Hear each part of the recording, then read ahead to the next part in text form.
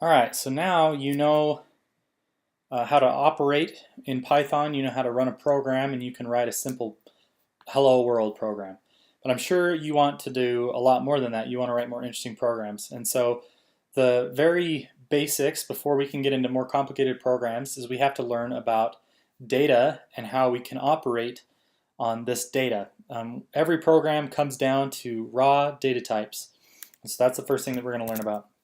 So what is a data type? We've got a few that we'll talk about today. We've got integers, which we call ints. We've got floating points, which we call floats. We've got booleans, which we call bools. And we've got strings, which we just call strings. So some examples of these might be 1 or 4 or 99. Some examples of floating points might be 3.14 or 4.6, and some examples of booleans might be true or false. Those are the only two values that a boolean can be, is either true or false. And then an example of a string might be anything within quotes. What we do when we create strings is we put quotes around it, and it can be anything like my name is Reed, and you can put any kind of character that you can type between these two quotes is a string. So, and these are very important because they're the lowest level of our programs. So what can we do to the data though? So far we know some data, but we can't really even do anything to it yet. All we could do is print these things out. We can print true, which is going to see how in my editor it shows that that's a different color. If I were just to print, that wouldn't be valid. But if it's a raw data type, it colors it blue. So or green. I think numbers are green. Yeah. Anyway, so we can print those out, but so far we can't really do anything with them. So each one of these data types has specific operators that can manipulate the data. So for numbers, which includes integers and floats, we've got just the standard math ones that you know: plus, minus, divide, multiply. We even have this exponentiation operator in Python, which you can use, and an example of that might be 2 to the third, which would equal 8. And then for float, we've got, so that's int and float. And for a bool, we've got less than, greater than, less than, equal to, greater than, equal to. We've got and, or. Double equals is how you test to see if something is equal to something else. We'll talk about why there's two here instead of just one. And then you have not equal. So this little exclamation point we sometimes refer to as the bang operator. And anytime you see an exclamation point, it means not. So we'll see that in a later video. But here we've got these two.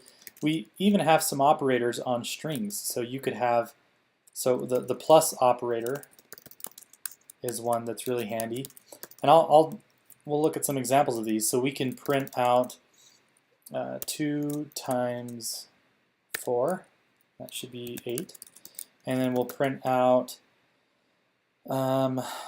true or false. And that should be true. And if you don't know how trues and falses work together, then I'll have a link that should teach you a little bit more about Boolean algebra. It's used very much in programming.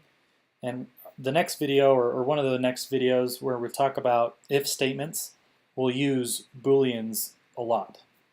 So you should really know what that is. And then we could also have something like print my name is Reed.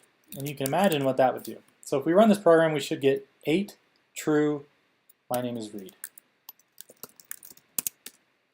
8 true, my name is Reed.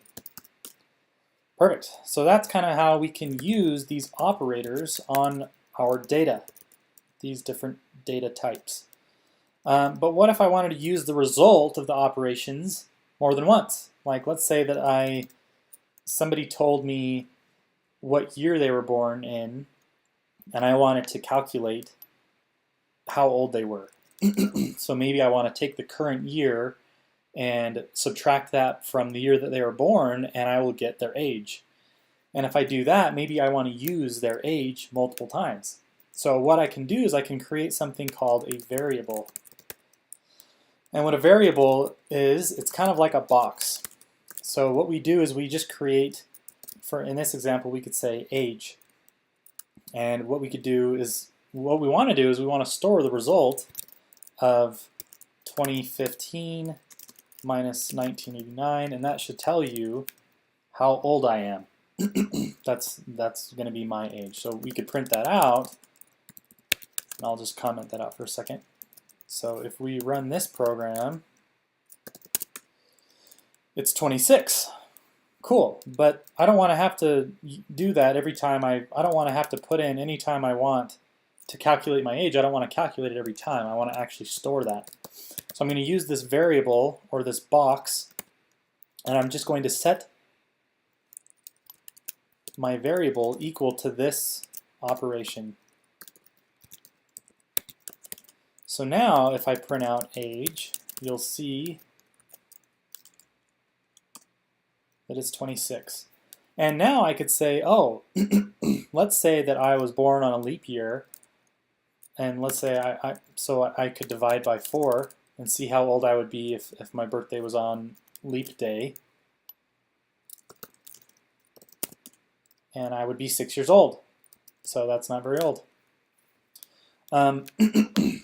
So you can kind of see how variables could be pretty useful. And I can store anything in them. I could store, a lot of times you don't necessarily want to store the result of something, but maybe you want to store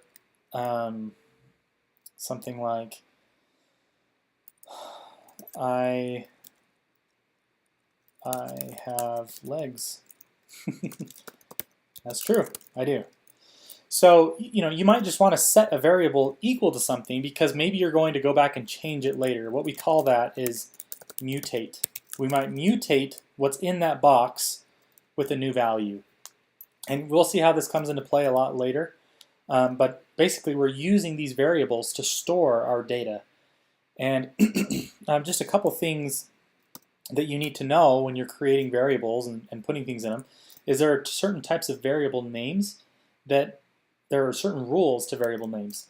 So for example, I couldn't have said I have legs like that because your variable names can't have spaces in them. So you see how up here I put underscores there. That's really important. They have to be one contiguous string of characters. So you'd have to put the underscores there. Also in Python, it's a convention. It's not required. I could have said this. I have legs, all caps. Or I could even have done this. You'll see other languages that do this. This is called camel case. So actually, yeah, so you have camel case and Pascal case. In Python, we don't do any of that. What we do is we actually just put underscores in between all of our words. And we don't usually capitalize them. So variable names, that's typical for variable names. So there's all sorts of naming conventions out there. You don't have to worry about following them too carefully, but it's a good idea if you're just going to be learning to code and reading Python code and things like that. The other thing that you cannot do is you cannot put a number before it.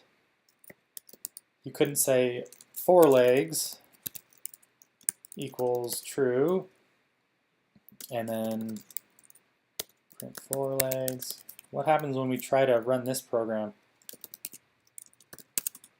It's going to say, uh-oh, we got an error. It's saying invalid syntax. So the reason why is because you can't have a number preceding the actual letters. So, but what you could do is you could say legs 4, and that should work. You also cannot have special characters in them, so you couldn't do that. So basically, just stick to numbers and letters, and always start with letters. So if you do that, you'll be safe. You typically don't need to get fancy with your variable names. You typically can just describe what they are. So I would probably even do this, legs 4. Or, I don't know. I'm not. Maybe I would do a 4 there, but anyway, you just want to be careful. Those are the rules with naming your variables. So in a future video, we're going to talk a lot more about what we can actually do, because now you can actually store these, but it's still not very interesting. We want to be able to do things conditionally. Like if something is true, if my age is 26, then tell me, wow, you are getting old. Whatever. Anyone who's older than 26 might be like telling me to be quiet, but anyway, so you can do interesting things with your programs once you actually can evaluate things and compare them if something's greater than something else, or that's where Boolean algebra really comes into play. So in our future video, probably the next one, we'll talk a lot more about if and else statements and how we can use those to make our programs a lot more interesting.